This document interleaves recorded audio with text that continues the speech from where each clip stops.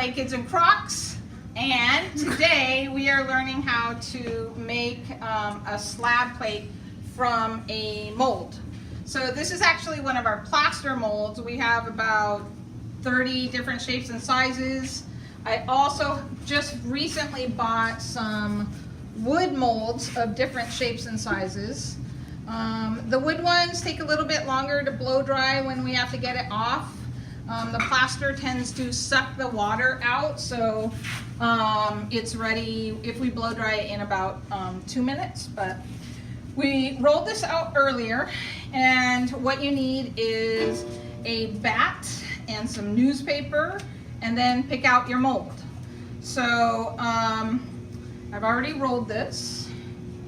When you pick up clay, you need to try and pick it up without a bend. And here I am bending it. Good job, Ms. Olson.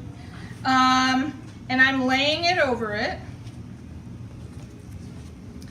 And I'm going to create a edge to it, because I want to be able to take it off the mold somewhat easily.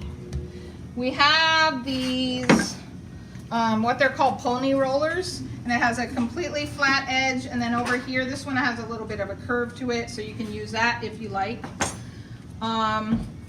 You can be creative with your edges if you like. You can do some sort of curve if you want, or you can be perfectly straight if you want and go onto a wheel. That's always fun if you center this. But you need a little bit of an edge when you are cutting this. And I'm not making it perfect, I'm just getting it ready for the video.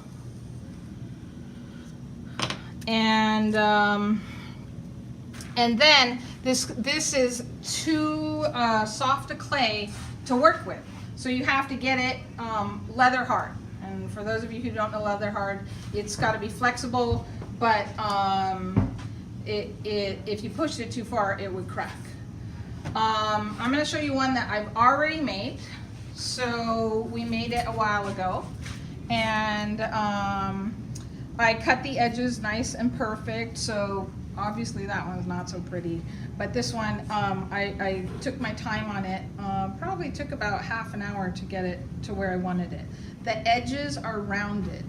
If you notice on this one right here, the edges are sharp, and you want to always dull your edges. So take the time to round it. You could do this while you're blow drying it, and you'll have to fix the bottom part of it when you flip it over once it gets strong enough to take off. Back. Again, it's Miss Olson, Clay Kids and Crocs, and this is a piece I made earlier that is leather hard.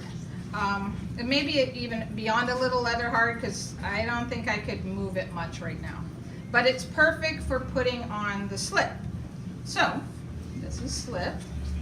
And slip is basically clay in its most watery form, and we use it for connecting things. Or we're putting colored slip. We added blue to this. The color that we added is actually called Mazarine blue. It's a nice dark blue. And we're gonna put it, we added it to clay, we put it in a blender, and we're gonna put it on this plate so that we can then do this technique called Sgraffito. So I'm just kind of centering this piece a little bit, and I'm gonna put this slip on. It's really thick. And you want to put the slip on so you can't see through it.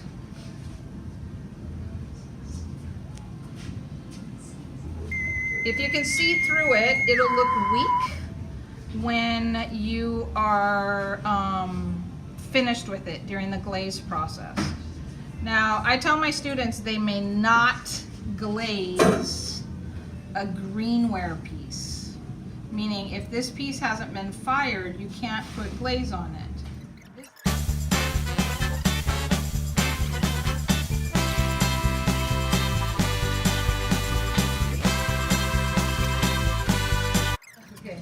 So I use the wheel to put on the slip. And Michelle, could you do me a favor? Yes. Go get your Sgraffito plate. Michelle she's been busy working. I'm gonna show you a sample of what this Mazarine blue is actually quite dark. I made this plate last year, and one of my students, Amber Lee, finished it off. Thanks, Amber Lee, you're awesome. She's better at doing the designs than I am. Anyway, so this is what it looks like. This actually has glaze on top of it, so it bisque fires first. Then when it comes out of the kiln, you put clear on top of it, and the color is its final color. So Michelle's is right here, and she is working on it, and she's gonna show us in a little bit how to Sgraffito. So Sgraffitoing is when you put one color of clay on top of another color of clay and you cut through. And so that's what's going to be happening next.